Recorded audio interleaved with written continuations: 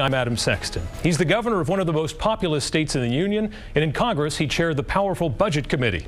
But John Kasich is also an author, and a pretty good chunk of his latest book is all about us here in New Hampshire.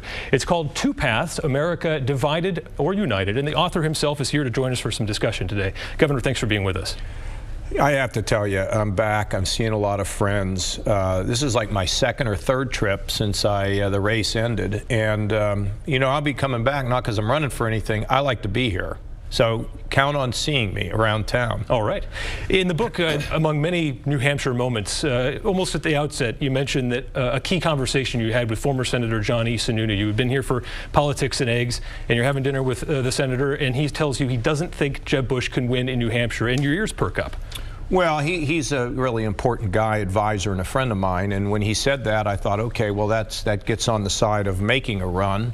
And so we decided to do it. I would tell you that the book is a little bit about politics, but it's a lot about some other things, about where the country is now, how it got here, and where we're going.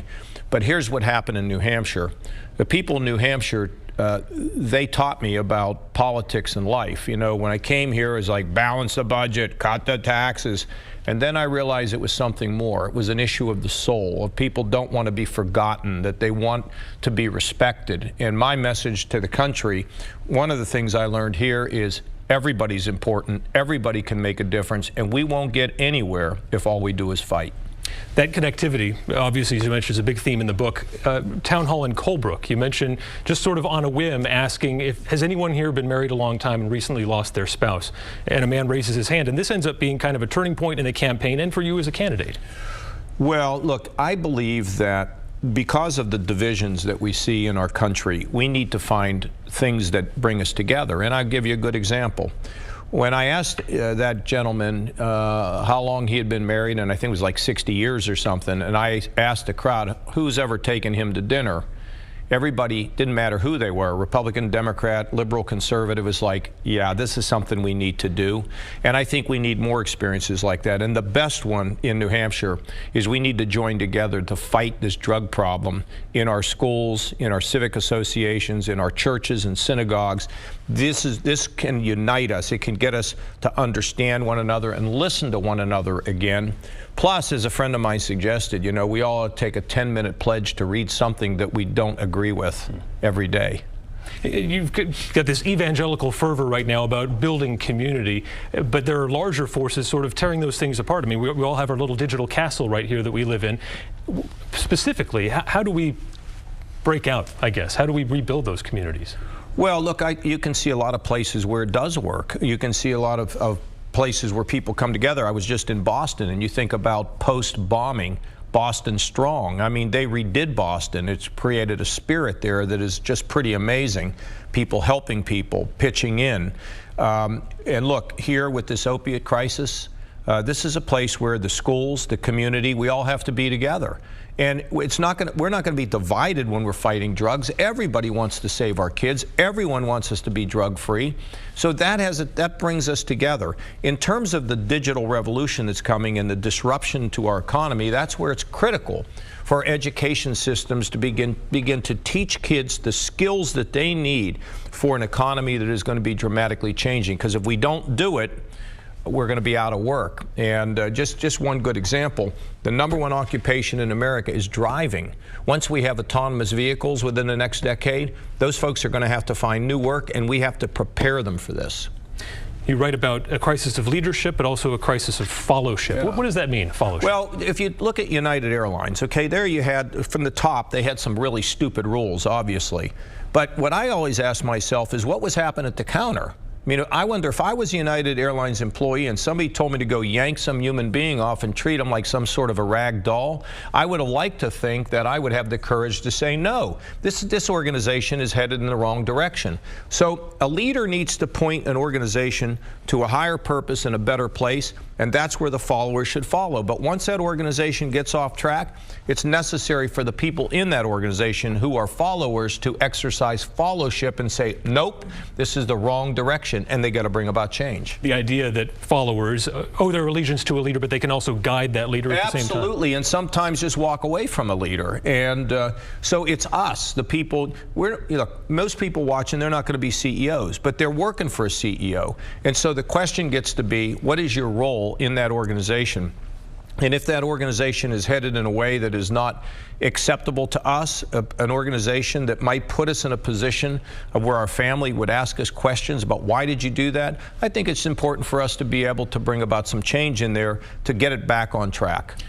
What if that attendant at the gate has got a mortgage, he's got kids? He's got my wife says. My wife says that, and that's where the manager in an organization needs to speak up. But look, I also have a lot in here about faith, and that is the notion that life is short. We need to love our neighbors, we love ourselves, and we need to live a life a little bigger than ourselves. So I guess sometimes we can find ourselves in an uncomfortable position, and I'm not telling people to go out and lose their job, but I am saying there are times when we need to make some effort to try to make sure that our lives are reflected from the standpoint that we made the place a little bit better for the fact that we were here. You're sort of the last of the Mohicans in terms of members of Congress who got things done at one point in terms of big things. If you were in Speaker Ryan's shoes right now, what would you do on the AHCA? Well, the health care, you can't, look, I can tell you that the expansion of Medicaid, for example, and also the Obamacare exchanges have allowed a lot of people to get health care who didn't have it. In my state, with Medicaid expansion, there are 700,000 people, a third of whom have either drug addictions or mental illness, who are now getting help. You need to work with Democrats. You need to moderate the reforms. We need to reform this. It's important, and we need to get the Democrats to work with us. And if they won't, you got to call them out. I think it is important that the program be reformed, both Medicaid and the exchanges. But you don't want to throw the baby out with the bathwater. Too many people would be hurt. But could you get them to vote for this, do you think? I mean, could you get, if you were sitting there as the speaker? All of a sudden, if I was a rocket ship landed me there, that's what I would try to do. And had I been there, I would have been, look, when I was the Budget Committee chairman, that's a very ideological committee. If you talk to the Democrats that served with it, I showed them respect, and they like me. I have great relationships with people in the other party. And, I wouldn't have let it get to this point. But this is where we are, and now it's going to take a slow unraveling. But it's up to us. Now, listen, people that are watching this show, you can't just absorb that you agree with and think you know everything. You've got to have a little perspective that the other person may actually have some good points. I know you think it's too early to assess the president's performance in this sort of 100-day sphere on the issues, but what about leadership in the sense that you write about in the book? Is he uniting? Is President Trump uniting or dividing? I don't think we're seeing a whole lot of uniting out of him, but I think over time, I hope he's going to understand that that's important. I had a meeting with him in the Oval Office, and I told him a little story. You know, my first 100 days as governor was rocky, and my wife came to me one day, and she said, John, you're the governor of Ohio, which makes you the father of Ohio. Why don't you act like it? And I told him that story because the job of a leader is to bring organizations together, to bring our country together if you're the President of the United States. It doesn't mean you sell your principles, but the way you communicate, the way you talk. Ronald Reagan felt very strongly about his views, but he had a certain kindness to him that allowed people to realize that he was not out to get anybody, that no one was going to be left behind. And I watched him work his magic, and I learned a lot from that. If the president called you up and said, Governor, I read your book. Wonderful book, tremendous book. So many people are reading it. I want to hit the reset button. I want to make you a senior advisor, give you a domestic portfolio. You're going to be able to take care of the things. I'm not going to work. What would you say? I'm not going to work in the administration. When I finished, first of all, I've got the second best job. I'm governor of Ohio, and I have another 18 months at that, and then I'm looking forward to freedom. But for the good of the country, if he appealed to your patriotism. I mean, if they said to me, I'd like you to, look, I talked to him for 45 minutes in the Oval Office about some of the things that I thought, and if he said, could you come from time to time and talk to me or talk to my people, I'd be glad to do that, but I'm not going to take a job there. You've said that Donald Trump embodies a kind of negative populism. Well, you try to embody the positive side of that. Did it dishearten you at all that so many Ohioans went with that, as you would call it, a more negative view of populism? Well, in the primary, I won decisively. In the general, look, there are people that are struggling, they're underemployed, they're unemployed, their kids can't get a job, and I completely understand their anxiety, but there's two ways to solve it. You either get out there and say it's somebody else's fault, and by the way, I'm a strong man and I can fix it, and make everything great again, or you can say, look, I understand your problem and I'm willing to work with you to make sure we can get you on a firmer path. That's positive populism versus negative, and I'm not supporting any candidates anymore at all who are negative and divisive. I think that's bad for our country and bad for our culture. Are there any circumstances under which you'd run for president in 2020? Well, I can't predict 2020. It is very unlikely that I would do anything like that. But look, what I've said is that if I feel a call for duty that is really something that's compelling, something I need to do, then I do it. But I'm not thinking about what the heck is going to happen in 2020. I'm just hoping when I get done with the book tour and I'm home, I could have a couple nice days to play a little golf. From what comes off in the book, and obviously having interacted with you a lot, it seems like John Kasich has been John Kasich from day one. And it's hard to change you, and you are who you are. But is it safe to say in some way that the process here in New Hampshire had an impact? No, and it changed you a little bit? Absolutely. I changed because of the people of New Hampshire. And what I heard from them, I now talk about all over the country. I changed as a result of being governor, maybe a father, maybe some sense of growing faith. But I was here with my great friend Bruce Berkey. He's my real pal, my great friend.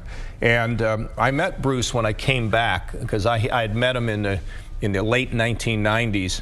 And when I made an ill-fated effort at this, it just wasn't real. But this thing was real. And we met in a hotel when I came back here, and he looked at me, he said, John, I haven't seen you for a long time, but nothing's changed with you. Of course you have to change.